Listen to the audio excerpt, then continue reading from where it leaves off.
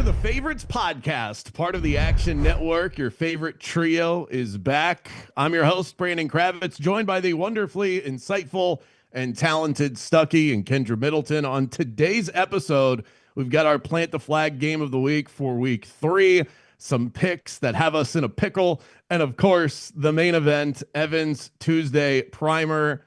Guys, sort of a weird week for me. Tomorrow night, I'm headed to the Sleep Token concert. I don't know if you've ever heard of this band.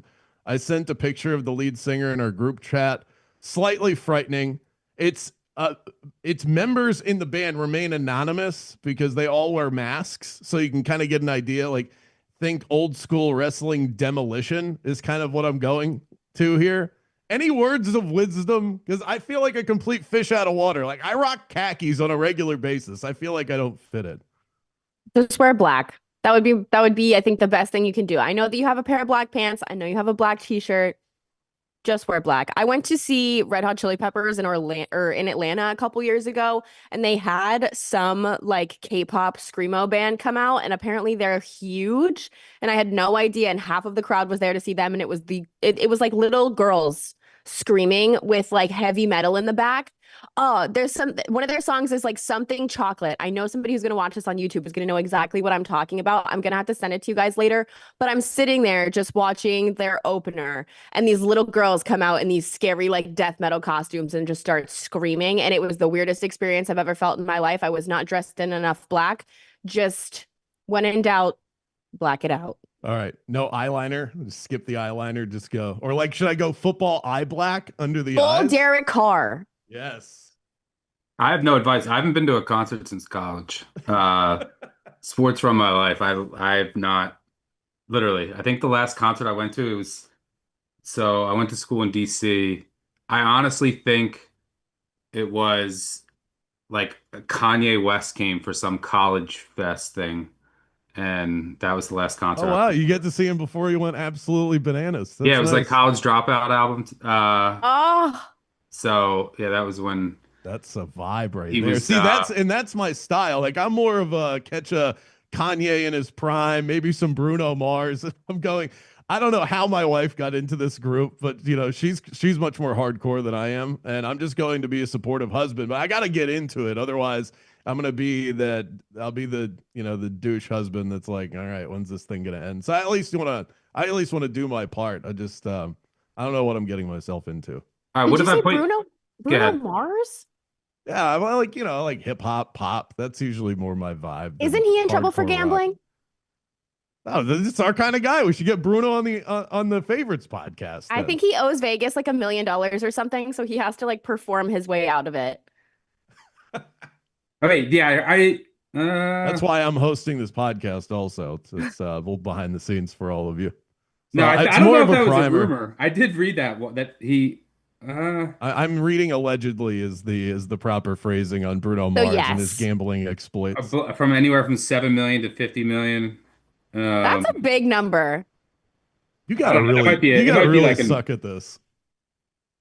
That's like some Drake stats right there. The guy who screwed the Jaguars over on FanDuel or whatever.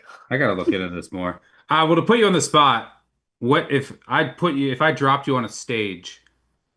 What would, and you had to do something like if it was a talent show, and I just dropped you there, and there was 100,000 people in the crowd. What would your talent be?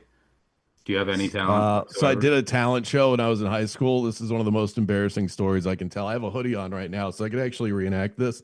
Oh, my headphones are on, but I don't have any talents. This is about what we're doing right now is about the extent of what I would consider talent for me. So I was helping someone out in high school that put on a talent show, and they said, I need more participants. Will you do something? And so I was pretty big into working out at the time. So I said, I'll do 100 push-ups. So that was going to be my talent. And I came out to Eminem's Lose Yourself with a zip-up hoodie on.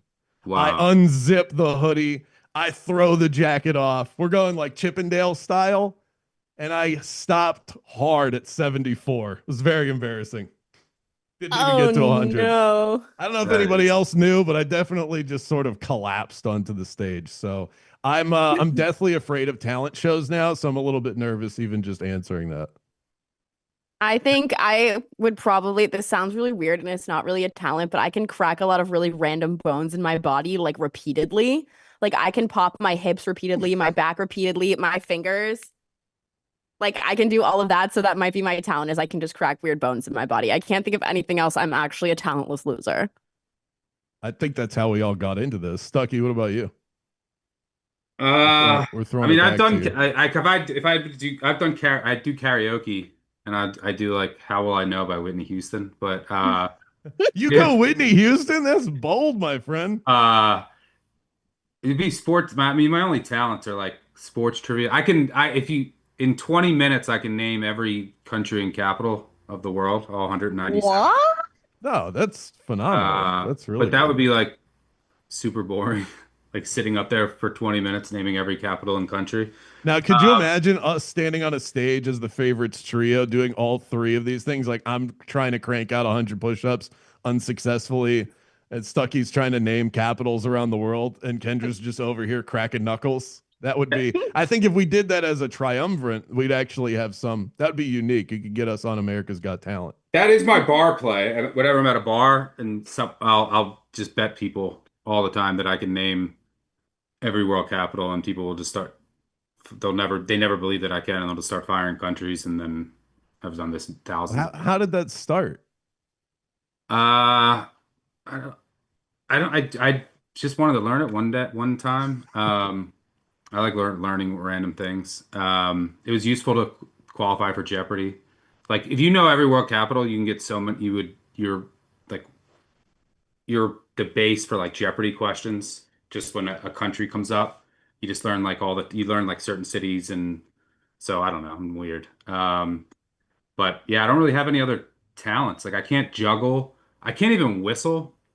Like Oh my I still God. to this day can't whistle. I can only do the just Wow. one. I don't know how people like whistle a tune. Can't do that. Um, I'm pretty good at rock, paper, scissors. Does that count? Me too, because I know the cheat code. Do you know the cheat code? Everyone thinks they're good at rock, paper, scissors, by the way. Have you No, ever met there's anyone that actually says a they're bad at formula it? to there's a formula to rock, paper, scissors. There actually is. Do you guys All right, know? let's Do you guys play. follow? Let's play first. Let's see. I don't have a formula. Let's play. Oh, okay. All right, go. Rock, Rock, paper, paper, scissors. Wait, scissors, no, we're shoot. backwards. We're not What? at the same time. We're gonna have to do this in person because we're not at the same time. Streaming lag. Yeah. All We right. we Well, will do there actually is a formula. Do you guys know who Liv Morgan is in WWE? hell yeah. We did a rock, paper, scissors battle when I did like their Netflix thing here, and her and I both knew the formula, and it took 20 minutes for us to get a winner out of it because we both knew the formula of how to like beat someone at rock, paper, scissors. I have a video of it. It was actually so intense. I didn't know that there was a formula to it. I'm Yeah. just really good at reading minds when it comes to No, those three there's options. actually a formula to beat someone in rock, paper, scissors, but I could maybe do like some karate stuff. I did martial arts for my entire childhood. So maybe whenever I'm drunk, I like to like have people put cans on stuff and I'll roundhouse it. So maybe that would be my talent. I don't know. That's I'm not better very than crack. talented. Well, that's better than cracking Yeah, knuckles. But I really am talentless. Like I have no artistic ability. Zero. I can't draw. I couldn't draw like the sun. Um, and I can't sing, can't dance. So yeah, I might just have to have people ask me questions and stuff. So yeah, I would lose the talent show. But anyway, uh, listen, I just wanted to set. I'm glad that we were able to springboard into our talentless lives, but I want to give you guys an update on Thursday's episode as to how the concert's tomorrow night. So this today is more about my anxiety surrounding it, and then Thursday I can't wait. The one thing I'm really excited about is the people watching is going to be tremendous. So I'll give you guys the full breakdown of all of that. But before we get to the sides, let's get to our main dish of the day. Some news across the league. Baker Mayfield leads the charge to snatch a win on the road against Houston, a gutsy fourth down conversion on their final drive, breaking Stuckey's heart, sitting there with the Texans -2.5 ticket. And the Chargers absolutely dominated the Raiders. The Raiders might just be a bad football team. Stuckey, outside of the heartbreaking L you took ATS, any big takeaways from last night? yeah, I always say your NFL weeks are all about how much fun you had, and just those like the games are always going to be tight, markets are efficient. How how those like final minutes of games that your bets come down to, and yeah, that was one that was zero fun, and it was 2 weeks in a row. I had the Falcons against the Bucks last week, so I've had Baker Mayfield go down and score a touchdown in back-to-back weeks. I also had the Ravens against the Bills, which was fun. Chiefs against the. I've had a bunch of bad. No, I've had no fun through 2 weeks. So hopefully that changes. But yeah, that was brutal. I mean, the Bucks ran it better than the Texans. The Texans play calling still left a lot to be desired. I thought they were going to really take a step, like the goal at the second and goal at the one. Those three plays were really they were confusing. Like the rollout and but they can't run the ball. It's still some offensive line issues. I don't think the play calling was that improved from. I mean, a lot of the things I saw were like, is Bobby Slowick still there? So yeah, it was a good win for the Bucks, but I mean, they got a bit fortunate again. I mean, even in the first quarter, you had their touchdown came off of an illegal hands to the face on a third and long, which was not a made up call, and then there was a tripping that they didn't call. So then those two touchdowns, the other touchdown drive, they had a drop pick. That was the only time they scored until the last minute. But that's what Baker Mayfield does in the last minute. All the Texans had to do was come with a just compose yourself on your blitz, and they would have taken 4th and 10. I think they had like an 85% win probability on that play. But credit to the Bucks, probably deserved to win. Texans had some special teams play go their way, but yeah, it was an impressive last minute drive by Mayfield and company. And yeah, it broke my heart. I had the Texans to in a round robin to close out a round robin. I bet the Texans money line live. I had the Texans -2.5. And in my big survivor pools, ones that like pay out millions of dollars, I get risky early on. I use the Texans. So Oh, yeah. Oh, that's brutal. And then yeah, the Chargers just were completely dominant. That defense so well schemed, and Minter put Chip Kelly in a blender. It was impressive performance, and like Greg Roman, like this, he's letting He's Herbert letting cook it and fly. throw, and that's like I was very fearful and thought that the Chargers like they did that because it was the Chiefs, it was game one, they were going to go back to being their old conservative selves, but yeah, they look really good, and they're the favorites to win that division for a reason. I like how they just casually mention that Tom Brady is working with Chip Kelly on offense with the Raiders. And then they go and score 9 points. Gino has 3 picks. Kendra, if the Raiders were good, people would be pissed. And they might be anyway. You can tell me. I know that people in your area of the country get all fired up about Tom Brady, but is that a big deal? Or is that something because the Raiders aren't very good, no one's going to give a shit? I think that it is a big deal. Do I think that Tom Brady being involved in any way, shape, or form in the NFL is awesome? Yes. But here's the thing. In so many of those pregame production meetings, there's so much information given away about their schemes and if guys are healthy and what their game plan is and yada yada. So it's like it's not a Tom Brady issue. If I were Tom and I was allowed to have, like a 5% ownership in a team and also be on the broadcast and make almost $40 million a year, it's not a Tom Brady problem. It's the fact that the league and Fox are letting him do this.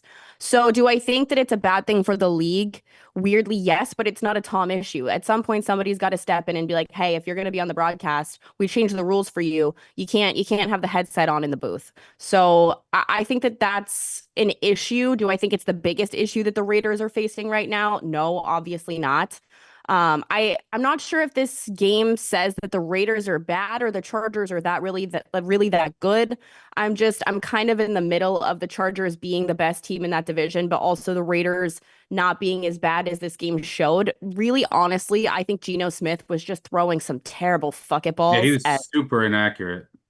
just terrible at certain points in this game. And it got boring quickly. I think mostly I put it on Geno, to be honest. Like the fact that you held the Chargers to 20 points, I don't think that that's I think the Raiders are better than what we watched last night. If you look at the box score, it's like, okay, yeah, whatever. I'm not about a box score mouth breather watcher, so that's not my vibe.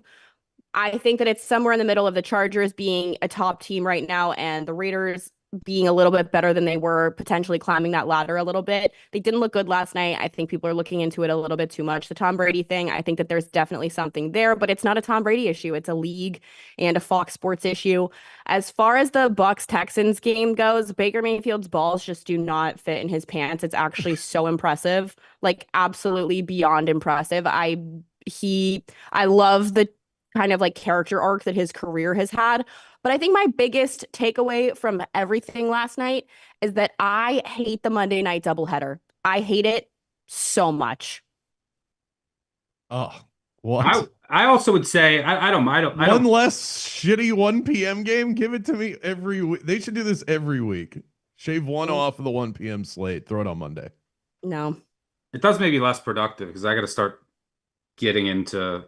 I get into start just diving in to the week hard right after the last Monday night game. So when there's two, that it's a couple hours later.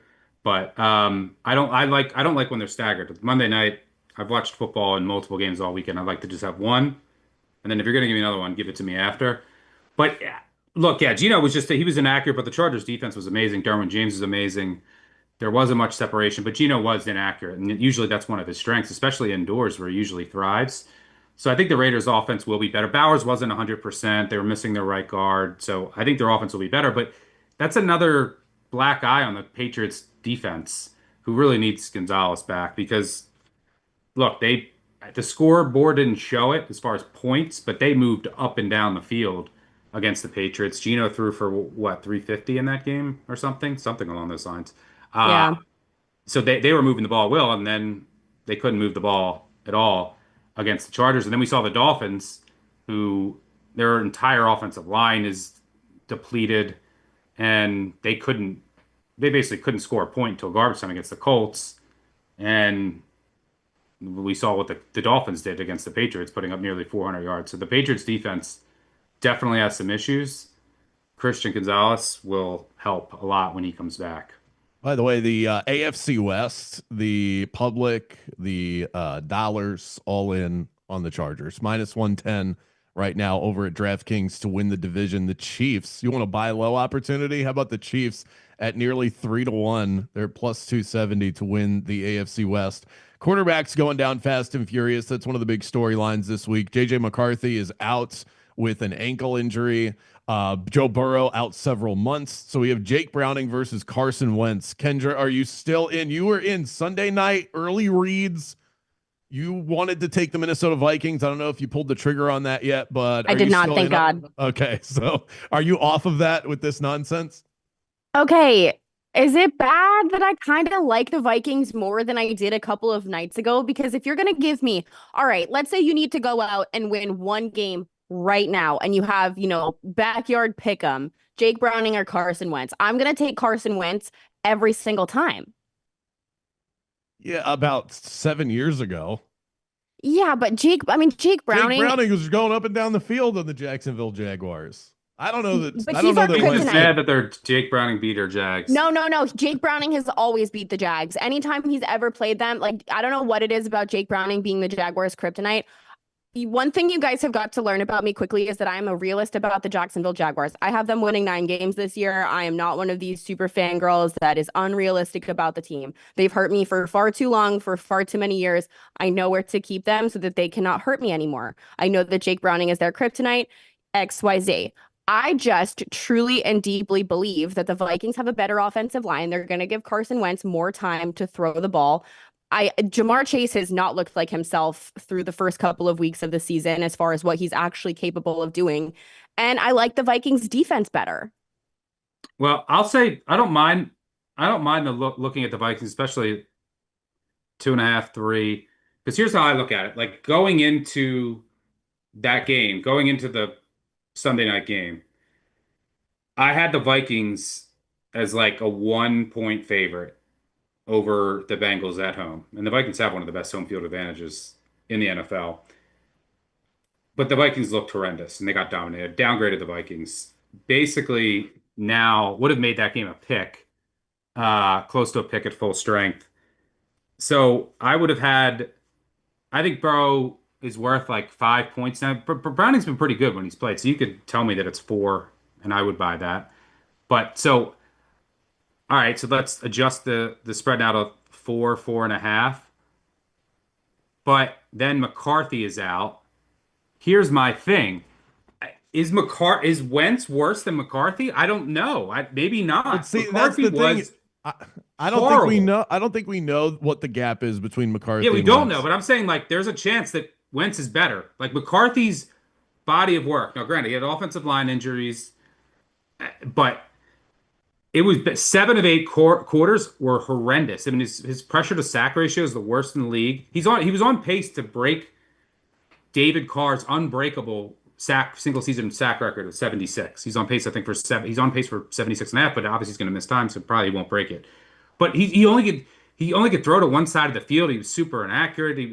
It was bad. He had 1 quarter. And by the way, the Bears, did you see what the Lions did to them without their corners? He was playing the Bears without their corners. AJ Terrell missed the second half. They were only lockdown corners, so they had to like play more. They still couldn't move the ball. So, but I will say, the injuries for the Vikings are worth watching. That's like what's going to make or break this for me. You have Darrisaw, their left tackle. They need him back. Kelly, their center, went out. Even their backup left tackle went out. Like their offensive line was a disaster. And then on the defensive side, they've already lost Cashman. Van Ginkel missed last week. Harrison Smith missed last week. Okuda missed last week. So there's a lot of key injuries. But if they're healthier on the defensive side and on the offensive line, I can get behind the Vikings at 3 or better because McCarthy might just be bad. No, I think maybe he he's is. not. Maybe he's 2 games, just 2 games. But what we have so far, just the sample, that game against Atlanta from an EPA per play perspective was worse than Jaron Hall against the Packers like 2 years ago for the Vikings, who came in through a pick that led to points, fumbled, led to points. They got blown out and he got benched. That game was so bad. That was the one of the worst. And I think that O'Connell knows it. Like they weren't being aggressive. He punted on that 4th and 1, basically like surrender punt. So yeah, there might just not be a drop off from McCarthy to Wentz, but I gotta monitor some of these injuries because if their defense is healthy, they're gonna bring pressure, and that Bengals offensive line is not gonna be able to hold up, and Browning's probably gonna make a couple of mistakes. He So, made so many mistakes this weekend. yeah, but Yep. I mean, he's not the worst backup. He's pretty serviceable. He's done well, but He'd be like in top in five. He's like a Minnesota, top five backup. yeah, but in Minnesota, if that defense is healthy, there's probably going to be some key mistakes. But interesting game, 2 backups. It's not a game I don't think anyone is really going to love. But that's the key to it. How much do you think of a drop off? Number one is Burrow to Browning. Some people I've seen that I respect say it's like 3.5 points, 3.5. I think it's more than that. I And think then it's the other thing more. is how much of a drop off from uh, from McCarthy to Wentz. Like someone could say it's 2 points. Someone could say it's nothing. Someone could say McCarthy's so bad that it's an improvement. Like I'm in that camp. so that's like where this is going to come down to. And then obviously the line's at 3, and whatever the market thinks is what those margins is probably going to decide whether this closes 3.5, 4, or 3, 2.5. I think I the Bengals, you kick that up to +9. I think that's a great teaser leg.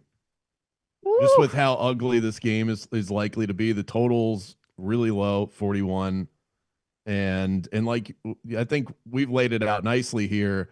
There's a lot of unknown with how these quarterbacks, how much we should be adjusting these lines based on the drop off of these quarterbacks. The Bengals are also they were 50 or they are now 50-1 to win the Super Bowl. I don't know anybody that's trying to place that bet right now. They opened at 20-1.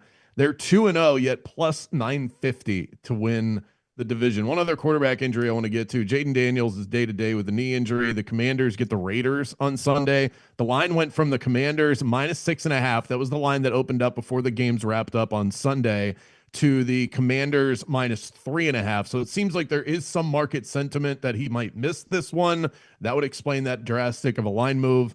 Anyone willing to take the plunge on a Mariota revenge game? And how about this before you scream no into the microphone? Mariota is 2-0 straight up the last 2 times he had to take the majority of snaps at quarterback, both last season, both with the Commanders. Kendra, got anything? No, I don't think I want anything to do with this game, to be honest. I'd probably lean the Raiders to cover the number, but it's too yucky for me. I can't get there. It's a tough spot for the Raiders just on the surface, right? Divisional game Monday night. They were in New England and they came across the country. Now they're going to kind of come across the country again.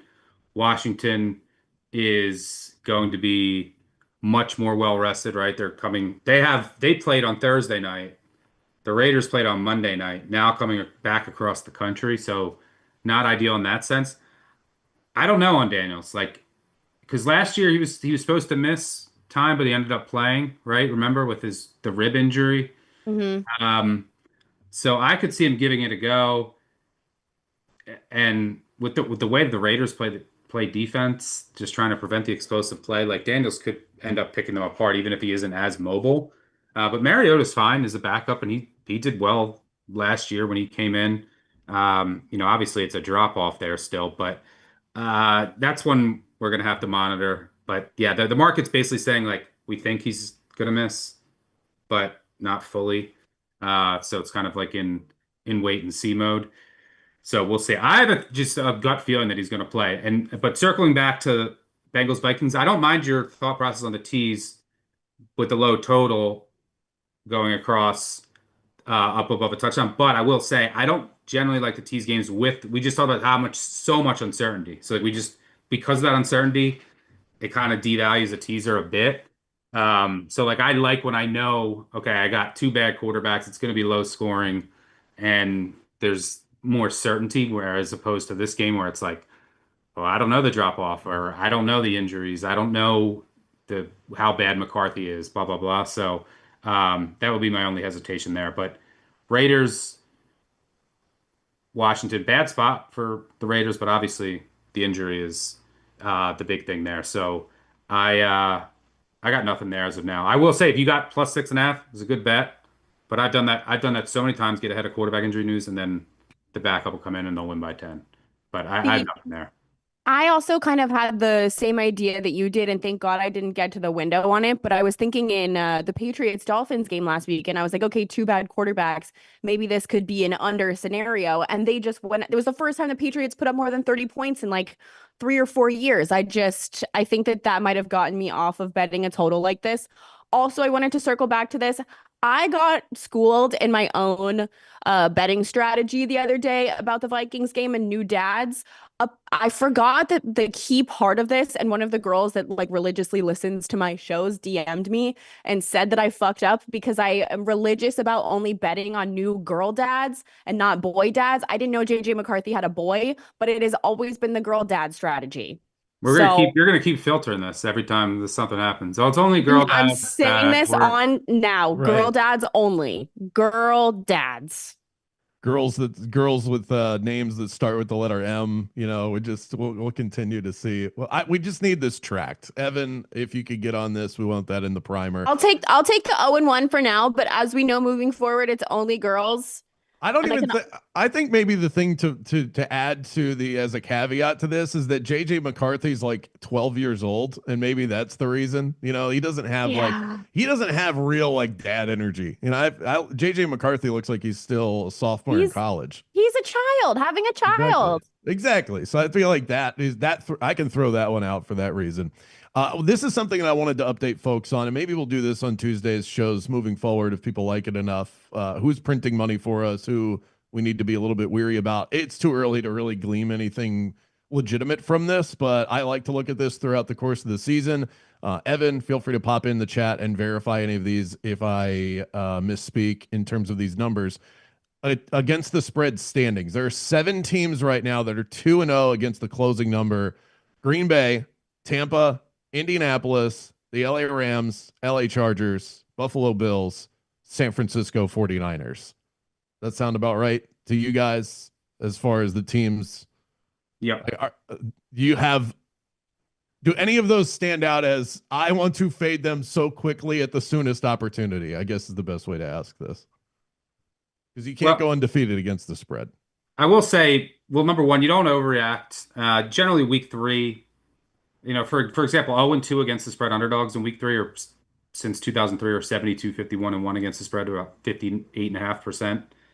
That would apply this week to the Dolphins, Saints, Texans, and Broncos. But one of the teams I might want to fade, 'cause I think they might have been up. I upgraded the Colts a lot.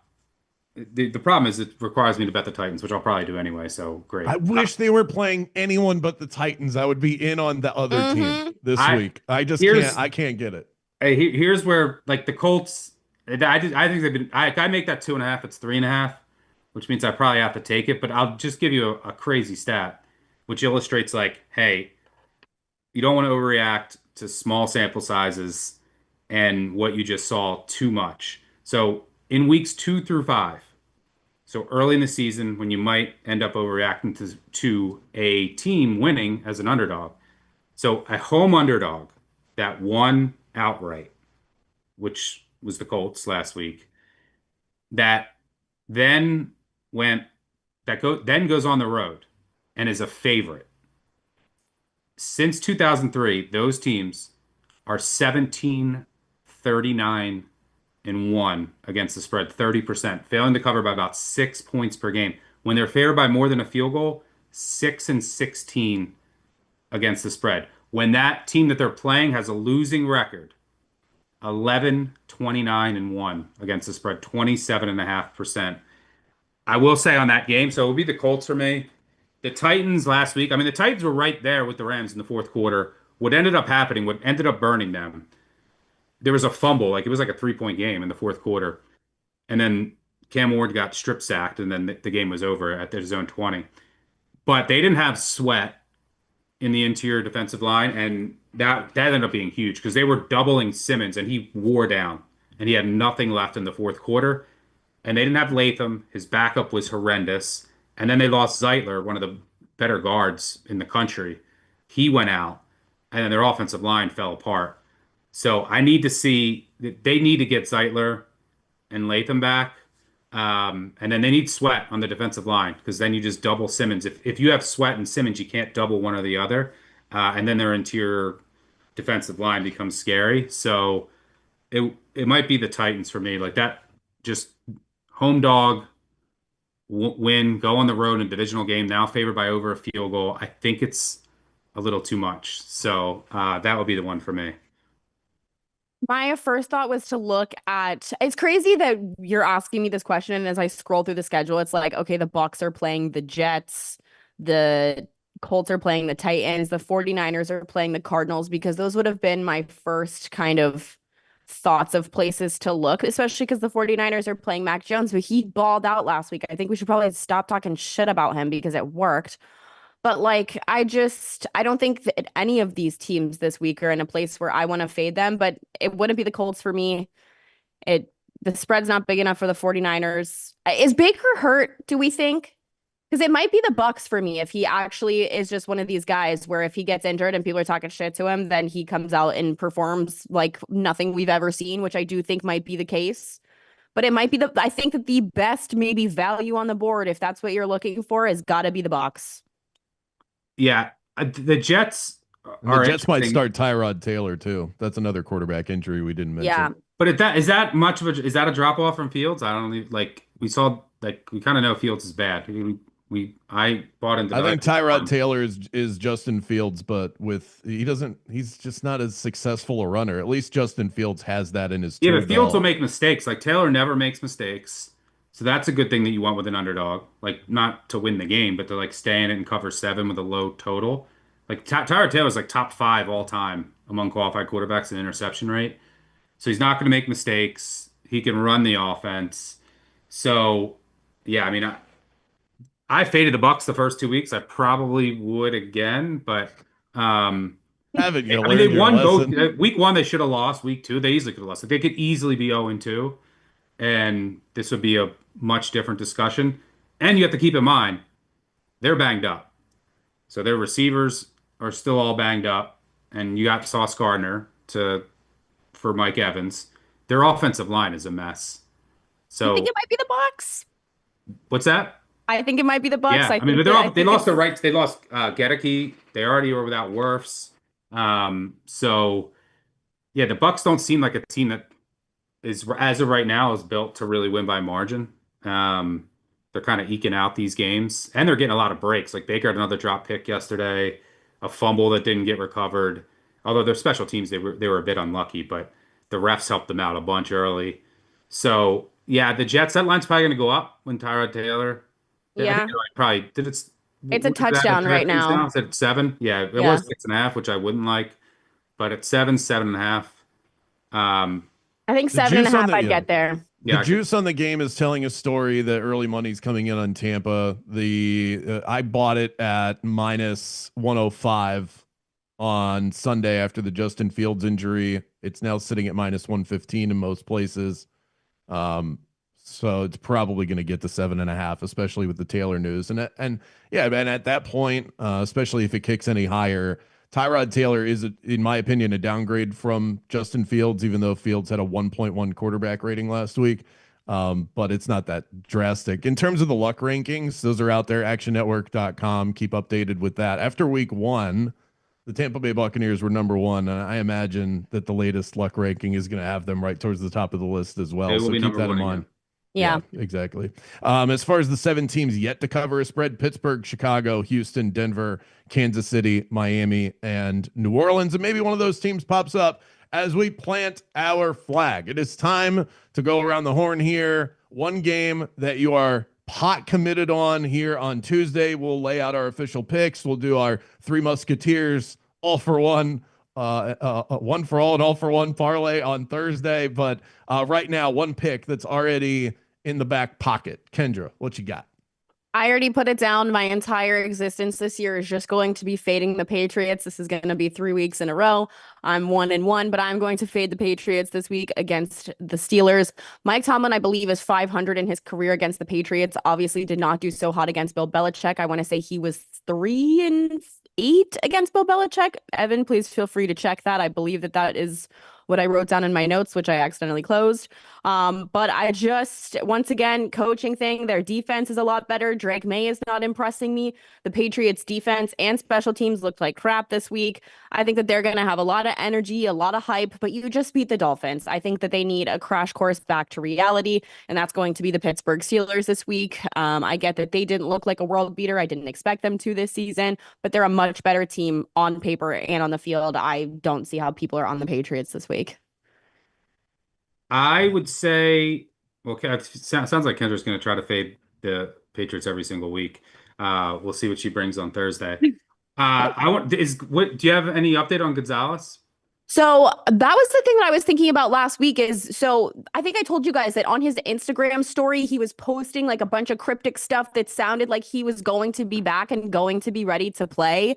And then it came out later in the week, I want to say like Thursday, Friday, that there was really not a chance that he was going to play. So for me, it feels almost like they're holding him out, even though there always has been that question around his toughness as a player. We talked about on Sunday that's potentially why he fell in the draft. But I think that he has to be back this week. You cannot nurse a hamstring for 2 months. I'm sorry, you cannot do that, especially when your team needs you. And DK Metcalf, Pat Fryermuth, like they've got weapons on this team. They need Gonzalez back. Otherwise, there's not even a shit shot in hell that this is going to happen. Yeah, it's two defenses that are struggling. I mean, the Steelers' defense looks horrendous, and their special teams looks bad too. I mean, Caleb Johnson, oof. But the Steelers have a bunch of defensive injuries also that are worth monitoring. And Vrabel said Gonzalez has everyone a they've, chance. I don't know what that God, means, but their defense is so bad as it is. I'm on the Patriots this week. Can't go with you there. Ooh. I got nothing there as of now. But I'll go. You got to break the tie, Stuckey. You got to do it. Pick a side. I will on Thursday. I gotta look into some injuries some more, but I'll break it on Thursday. Yeah, we don't break ties on Tuesdays, Kendra. And then I'm gonna come up with some head-to-heads like bets. So like, yeah, someone has to pay it off. What you have to do, but I'm still brainstorming on that to make it a little fun. But I'll play my flag on the Rams plus 3.5. I like the Eagles right now can't beat anybody by margin. I like they are. Now, granted, part of this is because the tush push. I mean, 12% of their plays were the tush push last week. They're averaging 4.3 yards per play.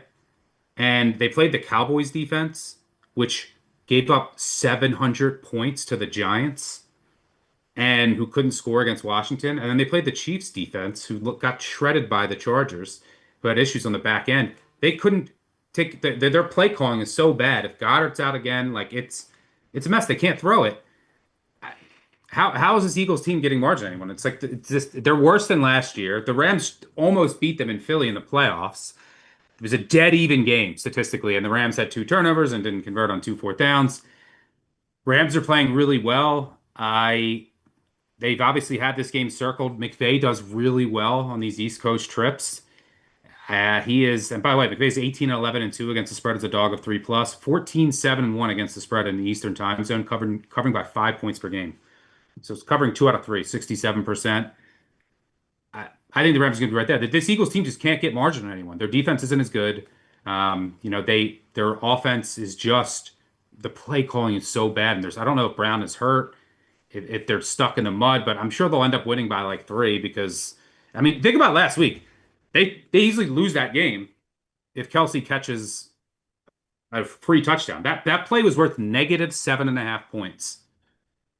Free touchdown into an interception. They also were gifted 3 when the Chiefs couldn't get 1 yard. They made a 58-yard. They easily could have lost that game. We would have had a different conversation about how bad their offense is. But because they're 2-0, no one's really talking about it. I think anything over 3, you have to take here. This Eagles offense is a mess right now. They have 2 completions over 12 yards all year. And one of the games, the Cowboys, I think Russ had like 17 in one game against the Cowboys defense. So yeah, I'm taking the Rams plus 3.5. I think that game probably goes down to the wire. And I just have a sneaky suspicion. McVay inquired with the league office today about the tush push. He was one that was against it. He was like used to be on the rules committee. I have a sneaky suspicion you're going to see false starts or offsides on the offense called this week when they do it. All this talk about it and how the Eagles went offsides on they false started like on 3 of them last week. Yeah, oh yeah. So, and they lined up illegal. You're going to get flags on that play. And that is so big. Like, you just get a flag on one of those plays. Like, if you just take the Eagles from 4th and 1 to 4th and 6, well, that's a punt, or 3rd and 1 to 3rd and 6, well, then they actually have to throw it downfield. That is huge for the entire game. So if there's like a couple of flags on those plays, just watch out for that. I like the Rams plus 3.5. Yeah, I like that pick. Bears -1 is my plant the flag pick off a blowout loss, taking on a Cowboys team off of 5 quarters of football. They almost played until the bone on that one. Chicago at home, the last 5 seasons have been nearly 3 points better in terms of their home and road splits. That ranks top 10 in the NFL over that time. Early action also tilting in that direction. I already grabbed the -105 on them, -1. We're seeing that line tick up to -1.5 in some places, but I like Chicago in the bounce back. And now for the main event. No betting week can be complete without it, or can even start without it. The primer, courtesy of Evan Abrams. Evan, welcome to the show. What are we looking at this week as far as our primer stats that we need to know before we place these bets? What's going on, everybody? It's just impossible not to talk about favorites at the moment. I tweeted this out. They don't lose anymore. It's insane. These numbers feel fake. It's video game like, but right now, closing favorites, 4 points or more, 12-0 straight up this year. They're 64-7, 90% since week 13 of last season. In that same league, I love. In that same span, favorites is 6+ points, 47-4. Again, all feels just very dumb at this point. And even last night, so Chargers win on the road. Road favorites 90-32 just since the start of last season. So even road chalk, I think the home field advantage thing, Stuck, you were talking about it with Minnesota kind of having one of the best in the NFL. Aside from that, I just think road favorites are becoming more valuable and probably just priced just the same. Other things I'll be looking at this week, backup quarterback. So I have a database myself of every backup quarterback over the last 15 years. So I want to dig a little bit into this many backups this early in the season. I'll say this in terms of our data. So you guys are talking about Pittsburgh and the Patriots. Right now, The Patriots are the biggest public side on Tuesday morning, 91% of tickets. So nobody wants to bet the 0-2 ATS Steelers getting 9% right now as a road favorite, which also isn't great for Tomlin. I'll say this as well. Teams with 60% of tickets or more, 2-13 against the spread, according to our data this year. So the real chalk getting absolutely hammered. I mean, there's a lot of stuff, but there's a great Monday Night Football game, and I'll leave you with this. John Harbaugh, 23-4 straight up at home and night games with the Ravens. Stuck knows this. Even early in the season, 19-1 in that spot. So pretty tough one for Detroit. I think the spread 5.5, 6 for a reason. And Detroit off of a big win. That's going to be a lot of tickets on that game. Yeah, I will say Ravens, one thing you want to watch, likely does he come back, but more importantly, it looks like Van Noy's probably going to be out. Yeah. Humphrey is key. You need him in the slot, especially against Detroit. Jair Alexander, is he going to be back? But if Humphrey's out, like in their corner depth is not great right now, but he's so key to that defense. If he's in, I think Ravens win by 7+. If he's not, gets a little dicier, but the Ravens are going to score probably at will against Detroit. I also go back to your Bears point. I almost always play this team after losing by 30 points the week before. If you go back to 2003, after a loss of 30+, teams are 149, 121, and 10 against the spread. That's over 55%. When they're an underdog or favored by less than 3, 60% against the spread. And Johnson owns Eberflus. My only concern is the Bears' defensive injuries. Like, it looks like Jalen Johnson's going to miss the year, which is huge. They're all pro corner. Kyler Gordon, I think he's probably going to be out again. Their other really good corner. So their corner room is horrendous right now. So, like, how are they stopping Dak and those receivers? I don't know. I really don't know, because it's not like they can get a ton of pressure.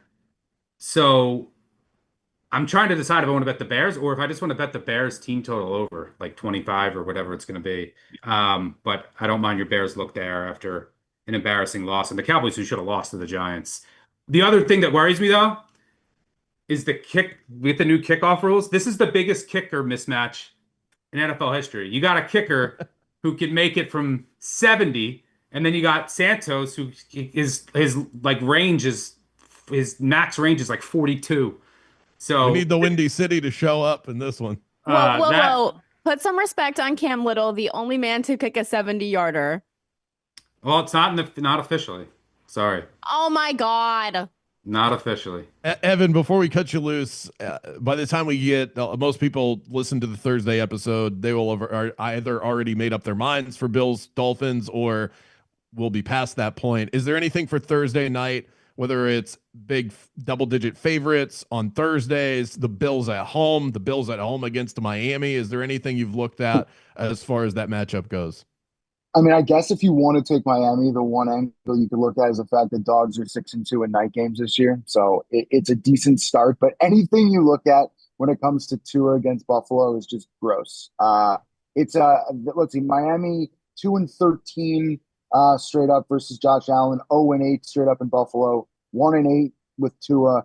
And the Tua stat that really scares me and probably scares most people, 2-13 straight up, 4-10-1 against the spread away from home versus winning teams in his career.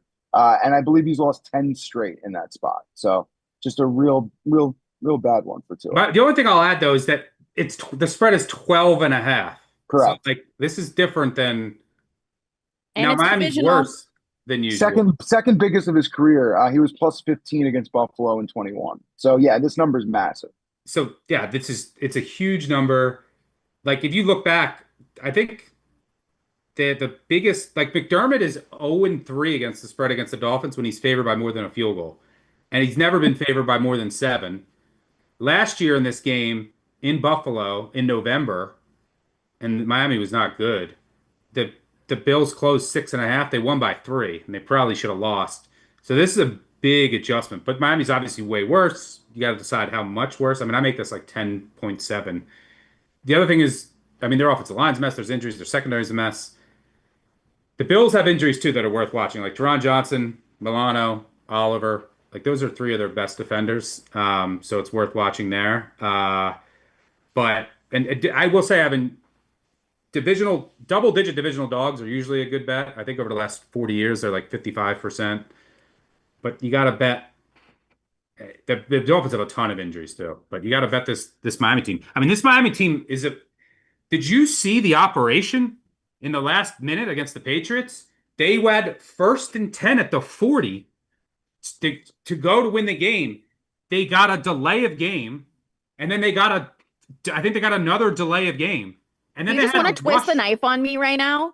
Didn't they have 2 delay of games in a row? It was you're just you can, you know what? You want to pull the knife out of my back right now, please? Thank you. It was, and then they had to rush the play, the next play. You got to go back and watch it. It was, That's what I'm gonna do after this. I'm gonna go rewatch the Patriots. Yeah. And then Tua takes the sack and boom goes the dynamite. And yeah, and it's what's 1st and hilarious 10. Like, think about this. It's 1st and 10, and at the New England 44, the minute 15, and they complete it for 18 yards. 1st and 10 at the 26, minute 9. You're in perfect position to win this game. Sorry, Kendra. Delay of game. 1st and 15. Delay of game again, 1st and 20. And then they rushed the snap with like 1 second. Everyone was confused. 3 plays in a row. And then they get sacked, and then sacked, and I was sitting at the bar trying to drink my pickled beer in peace with a bunch of Patriots fans feeling really good. And then, the thing. just keep the fading. thing You'll happened. eventually get Yeah. one. And then I got the Raiders. what? I faded the Patriots week 1, won with the Raiders, plus 130. Oh, gotcha. Okay. Last You're 1 week. and 1. Yeah, exactly. Last All right. week I should have won last week, and now, you know what? I'm rocking with my ayahuasca king and Mike Tomlin. Are you committed to doing this all 18 Oh, weeks? I already did it. All It's already 70? it's tracked in the Action app. We're good to go. No, I'm saying, are you committed to doing this every week? You're going to fade the Patriots? Give me until week 5 to Okay. make a decision. But for the most part, they ruined my life in 2017, so probably. Uh-oh. You know what? Next week, the Patriots host your Panthers. Ooh, my sad cats are back. I will say, though, Panthers injury news, Hunt and Corbett, they're 2 starting all I'm the gonna time fade and them on next IR week today. too. Yeah, I'm already on the Panthers. Not good. Oh, we already knew That's that. going to be your biggest bet of the year. Panthers at Patriots. Yeah. I love the P words. Evan, thank you. You're a gentleman and a scholar. And that'll do it for today's episode. Special thanks to our producers, Matt Mitchell, the icon, and Gifford Gould on video. The favorites will return on Thursday right here on the Action Network YouTube page when we talk week 3 bets and we get our official parlay in there. Good luck with all your bets. We'll see you next time right here on the favorites. Let's cash these tickets. Cheers.